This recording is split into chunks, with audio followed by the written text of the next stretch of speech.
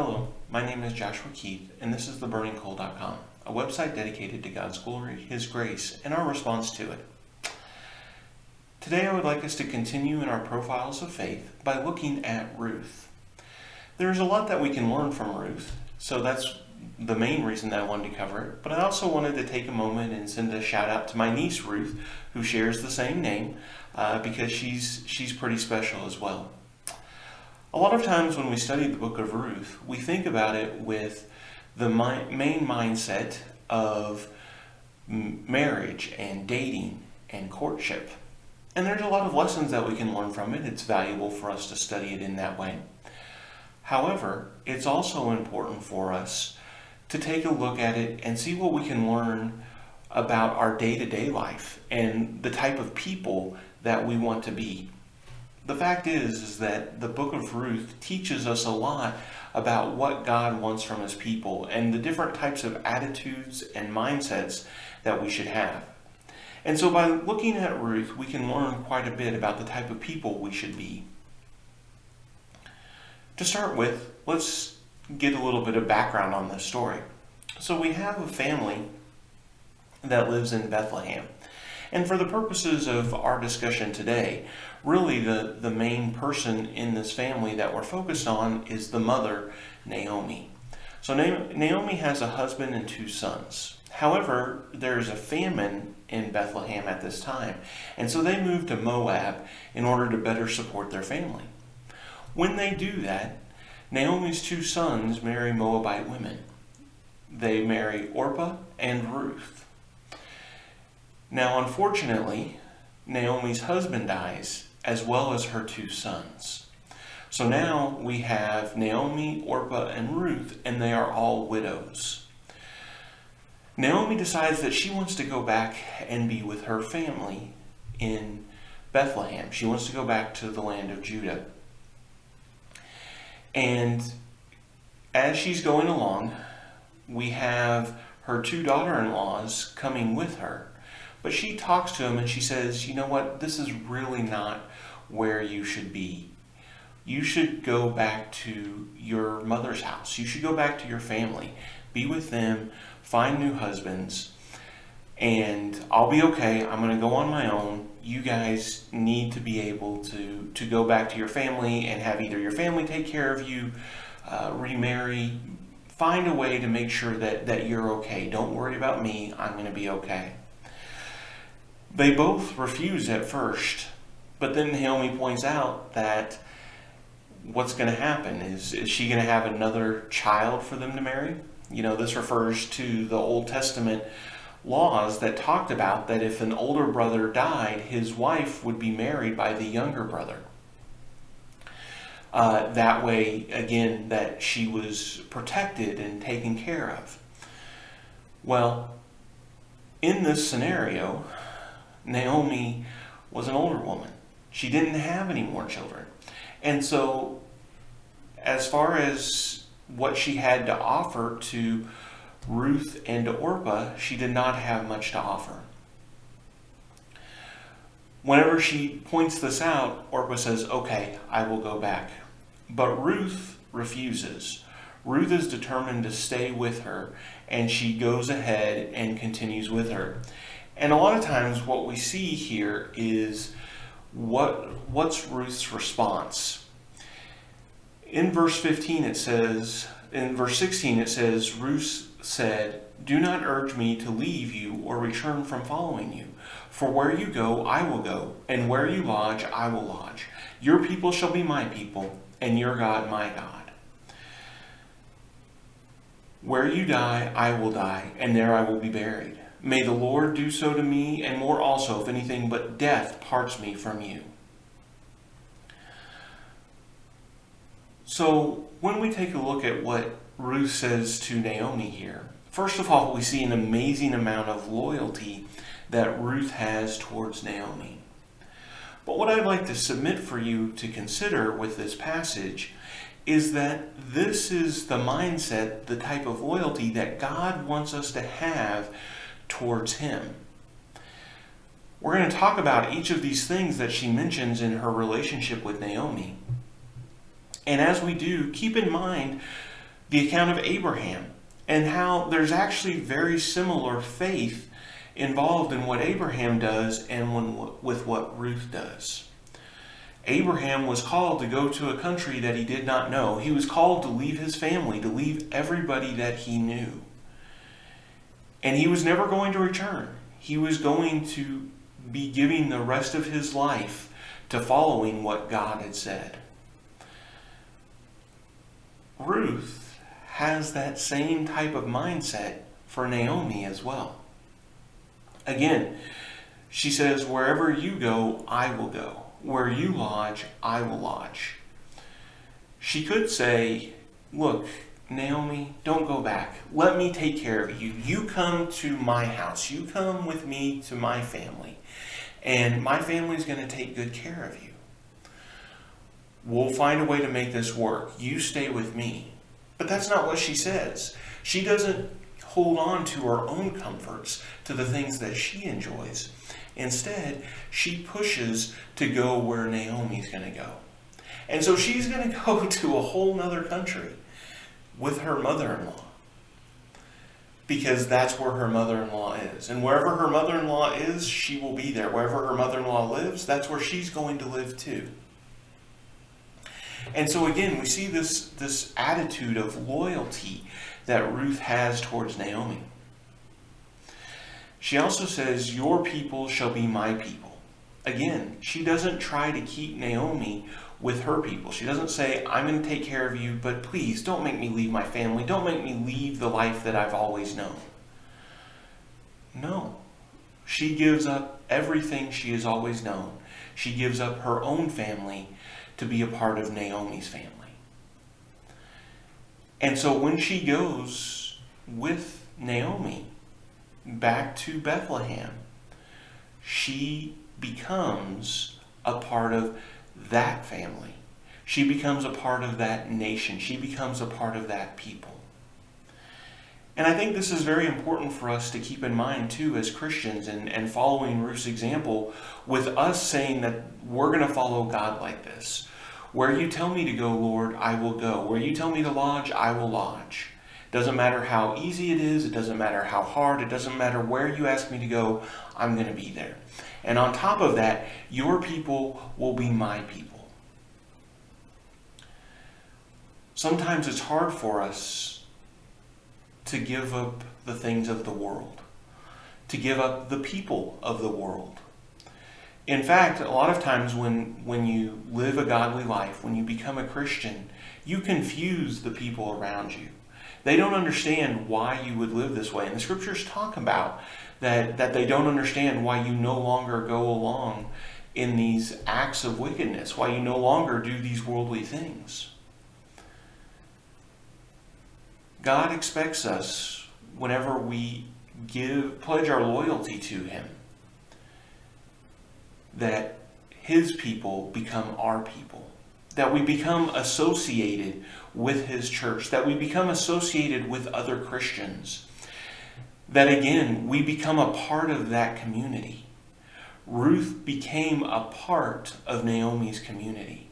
God expects us to be a part of the Christian community, to take care of our brothers and sisters in Christ. He expects us to urge and stir up one another to good works, like it talks about in Hebrews chapter 10. And so when we decide to follow God, we're not just following God. It's not just a relationship with God that we've built. We've built a relationship with God's people. And finally, where you die, I will die, and there I will be buried. May the Lord do so to me, and more also, if anything but death parts me from you. This was not a commitment to go to Bethlehem and say, you know what, I'm going to get you set up for 3 months, and then I'll go back to my family, and you'll be on your own. But I'm going to get you set up. I'm going to make sure you're taking care of Naomi, but then I'm going to go. It was a lifelong commitment. And it was through good or bad. No matter what was asked of Ruth, she was going to be there. And again, I think that this is important for us as Christians, that in good or bad, whether we are by the still waters, whether we are going through the valley of the shadow of death, whether we face death itself, it doesn't matter. We are loyal to God. And so, again, I think it's just very important for us to think about the commitment that Ruth has here and how much that meant to Naomi. And we're going to see in a little bit how much that means to God. And I think that, again, her faith is very comparable to that of the faith of Abraham. What she gives up, what she does with her life, is the same type of thing that Abraham was willing to do in his pursuit of the Lord. So we see that Ruth goes back with her. And the second thing that I wanted to point out about Ruth is that she took this very seriously, this commitment to Naomi. And it wasn't just about her presence. It wasn't just like saying, I am here with you and I'm your companion, but don't expect me to do any work. I need you to take care of me. We've come back to your nation, to your people. I gave up my whole family. Look at everything I've given up for you. So now, Naomi, what are you going to do for me? How are you going to take care of me now that I've given all this up to come with you? We see that Ruth understands that her commitment to Naomi meant hard work, that it meant taking care of Naomi. And I think it's very impressive what we see in verses 5 and 6 of Ruth chapter 2. We're introduced to Boaz, who is eventually going to become Ruth's husband. And what's happened is that as Ruth was coming back to Bethlehem, they were in the land of Israel, and in that land there was a law that if you had this field, as you were doing it, you had to leave certain parts of the field and certain gleanings for other people to pick up behind. And these other people were meant to be the poor, the widow, the stranger from another country. And so it was God's way of helping make sure that they had food, even though they may not have land. They may not be able to provide for themselves. And so what Ruth does is she comes to that field and she works in that field. And look at the dedication that she shows. Then Boaz said to his young man who was in charge of the reapers, "Whose young woman is this?" And the servant who was in charge of the reapers answered, "She is the young Moabite woman who came back with Naomi from the country of Moab." She said, "Please let me glean and gather among the sheaves after the reapers." So she came, and she has continued from early morning until now, except for a short rest. Again, we see this attitude of Ruth that she was going to work hard to take care of Naomi, that her commitment was not just, again, about her presence, but also what she was going to do, the acts of service. And so again, comparing this to our relationship with God, when we become servants of God, when we pledge our loyalty to Him by accepting His gift of salvation, we need to understand that part of that pledge is us going to work on His behalf. And in our society today, it is very easy to be lazy. There are a lot of things that can distract us from the work that God would have us to do. We can get focused on so many different types of entertainment, so many types of leisure, so many types of relaxation. And there's not that there's no value to the idea of some rest, of some recharging, of some of that relaxation. There's good to be had in that. But we need to make sure that it does not consume us to the point where we are no longer doing the work that we have committed to by pledging our loyalty. Ruth understood that when she made that commitment to Naomi, that it meant more than just being around her. It meant taking care of her. It meant going to work. It meant being a part of that relationship. And so Ruth goes ahead and does what she needs to do. So again, another valuable lesson for us is that we need to make sure we have the mindset of working hard. The third thing that I would like us to talk about is what happens when Ruth goes to Boaz. So Ruth and Naomi come up with a plan for Ruth to basically show that she is interested in Boaz. And so Ruth follows through with that plan. And it's very interesting what Boaz says in verse 10. And he said, "May you be blessed by the Lord, my daughter. You have made this last kindness greater than the first, in that you have not gone after young men, whether rich or poor." Boaz notes that Ruth chose based on factors that a lot of people wouldn't have necessarily used. Now, I mentioned at the start of this discussion that a lot of times people talk about this in the mindset of courtship and dating. And it's very important for that. We need to make sure that we are teaching those who are wanting to date, wanting to get married, about the value of choosing a lifelong partner who is going to be dedicated to the things of God, to not focus on the physical attributes, but on the spiritual. And I would like to suggest again that it's important for us to do that with all of our relationships, to be very mindful of our relationships and to be very intentional about them. A lot of times we develop relationships, and especially the people of the world, when they develop relationships, a lot of it's about what can they get out of it. They choose standards that have that worldly component to it. Is it about how the person looks? Is it about how much money they have, how much power they have, how much success they have? A lot of times people are only interested in relationships where the other person can do something to directly benefit them. Why does this matter? We are who we associate with. The scriptures teach this clearly. A little leaven leavens the whole lump.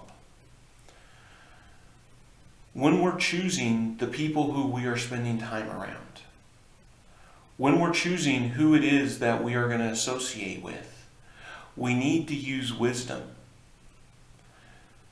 There's a saying out there that talks about how you are basically the sum of the 5 people that you spend the most time with. Now, whether that's the exact number or not, it's really not the point that I'm going for. But what it does mean is that it's not just who you marry that you need to be wise about. It's not just who you marry who you should discern their godly traits in determining the type of relationship that you should have. As Christians, we need to be seeking after relationships that encourage us and build us up, that make us better and stronger, not weaker. Again, going back to Ruth's pledge to Naomi, your people will be my people. We need to choose the people that we spend the most amount of time with wisely. The last lesson that I want to learn from Ruth is how much that God chooses based off of actions and choices that we make, and not on worldly considerations. In the Old Testament, there is a lot of emphasis placed on the genealogies. And you see why this is important, because the genealogies kept track of who was in whose lineage. And so, for example, if you wanted to be a high priest, you needed to be of the lineage of Aaron. We see that it's important that Jesus comes from the lineage of David based off of the prophecies of him being the king. Despite the fact that all of that emphasis is placed on lineage, we see a lot of times in the scriptures where God inverts that paradigm. And what God makes clear time and time again is that it's not about when you were born. It's not about your birth order. It's not about who you were born to. It's about what you do and your faith in Him. Because what we see at the end of the book of Ruth, in chapter 4, we see that Boaz and Ruth do get married, and they have a child. And we see in verse 16, "Then Naomi took the child and laid him on her lap and became his nurse. And the women of the neighborhood gave him a saying, A son has been born to Naomi. They named him Obed. He was the father of Jesse, the father of David." David, who becomes this great king, who's the man after God's own heart. David, who becomes the standard to which all other kings are measured. He is the shadow that represents Jesus coming as the king of the people. Who was his great-grandmother? A Moabite woman. Not an Israelite, a Moabite. And the truth is other than the fact that she was a Moabite woman, we don't really know much about her lineage. We know who was her child. We know who was her great-grandchild. But we don't know who her father was, who her great-grandfather was. Why not? Because the truth of the matter is that it doesn't matter. For historical purposes, it helps us to understand who she was in relation to David. But I think one of the reasons why she has that honor, and one of the reasons why this book is written and why God highlights her, is not because of who her father was, but because of what she chose to do, the faith that she chose to live by, that she followed in that exact example of Abraham. And again, Abraham is the same way. Abraham wasn't chosen because of who his father was. His faith was credited to him as righteousness. Why does this matter for us? Because it helps us to understand what salvation is really based on. This is the exact argument that Paul is making in the book of Romans. He's in essence saying that when we want to be children of Abraham does not mean to be his literal descendants, to be a literal part of his bloodline. What it means to be a child of Abraham is to have faith and to follow God like Abraham did. In that very same way, Ruth is a child of Abraham. And that's why she is mentioned in this lineage. That's why she is a part of God's kingdom. Our salvation is not based on any worldly thing. It's not based on our status. It's not based on money.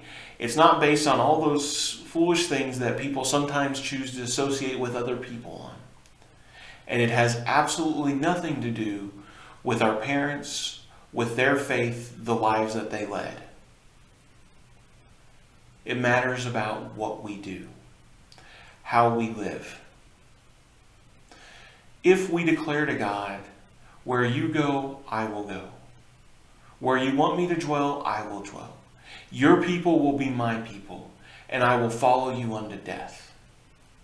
That's what God cares about. That's what it takes to become chosen by God.